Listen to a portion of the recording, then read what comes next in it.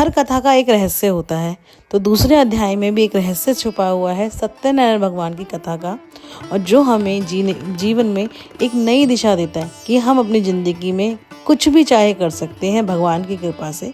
तो आइए शुरू करते हैं दूसरा अध्याय। सूत जी बोले, हे ऋषियों, जिसने पहले समय में इस व्रत को किया है उसका इतिहास कहता हूँ, ध्यान से सुनो। सुंदर काशीपुर नगरी में एक अत्यंत निर्धन ब्राह्मण रहता था। वह भूख और प्यास से बेचैन हुआ नित्य पृथ्वी पर घूमता था। ब्राह्मणों से प्रेम करने वाले भगवान ने ब्राह्मण को दुखी देखकर बूढ़े ब्राह्मण का रूप धर के उसके पास प्यार से जाके आदर से पूछा, हे विप्र, नित्य दुखी होकर पृथ्वी पर क्यों घूमता है? हे श्रेष्ठ ब्राह्मण, यह सब मुझसे कहो, मैं सुनना चाहता हूँ। ब्राह्मण बोला, मैं निर्धन ब्राह्मण हूँ, भिक्षा के लिए पृथ्वी पर घूमता हूँ। हे भगवान, यदि आप इसका कोई उपाय जानते हैं तो मुझे कृपा करके बतलाइए। वृद्ध ब्राह्मण बोला कि सत्यनारायण भगवान मनवांछित फल देने वाले हैं, इसीलिए हे ब्राह्मण, तू उनका पूजन कर, जिसके करने से मनुष्य सब दुखों से मुक्त हो जाता है। ब्राह्मण को उस व्रत का सारा विधान बतलाकर बूढ़े ब्राह्मण का रूप धारण करके सत्यनारायण भगवान अंतर ध्यान हो गए। जिस व्रत को वृद्ध ब्राह्मण ने बतलाया मैं उसको करूँगा, ये निश्चय करने पर उससे रात में नींद भी नहीं आई और वह सवेरे उठकर ऐसी नगरी में गया जहाँ पे उससे जो भिक्षा मांगता था उससे ज़्यादा धन मिला।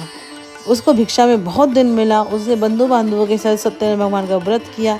इसके करने से वह ब्राह्मण सब दुखों से छूटकर अनेक प्रकार की संपत्तियों से युक्त हुआ।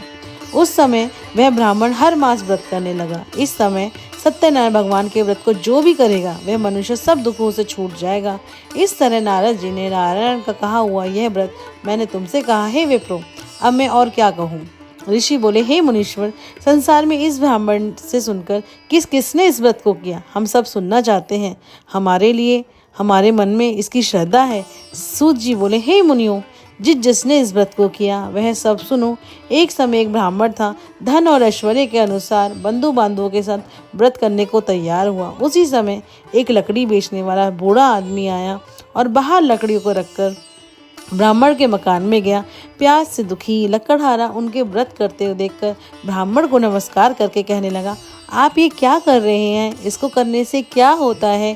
कृपया करके मुझे भी बतलाइए, मेरी भी बहुत इच्छा है इसको करने की। ब्राह्मण ने बोला, सभी मनोकामनाओं को पूरा करने वाला यह सत्यनारायण भगवान का व्रत है। इसकी कृपा से मेरे यहाँ धन धान्य आदि की वृद्धि हुई है।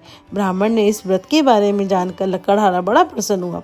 उसने चन्ना मत लिया, प्रसाद खाने के बाद अपने घर को गया और लकड़हारे ने अपने मन में इस प्रकार का संकल्प किया कि आज नगर में लकड़ी बेचने से जो भी धन मुझे प्राप्त होगा उसे सत्यनारायण भगवान का व्रत करूँगा। यह मन में विचार कर वह बूढ़ा आदमी लकड़ियाँ सर पे उठाकर जिस नगर में धनवान लोग रहते थे वह ऐसे सुंदर नगर में गया। वहाँ रोज उसे लकड़ियों का दाम पहले से चौगुना मिला। तब वह बूढ़ा लकड़हारा दाम लेकर अति प्रसन्न होकर पक्के केले की फुली, शक्कर, घी, दूध, गेहूं का आटा इत्यादि सारा सामान इकट्ठा करके इस भगवान के लिए अपने घर गया। फिर उसने अपने भाइयों को बुलाकर विधि विधान के साथ भगवान जी का पूजन किया, व्रत किया।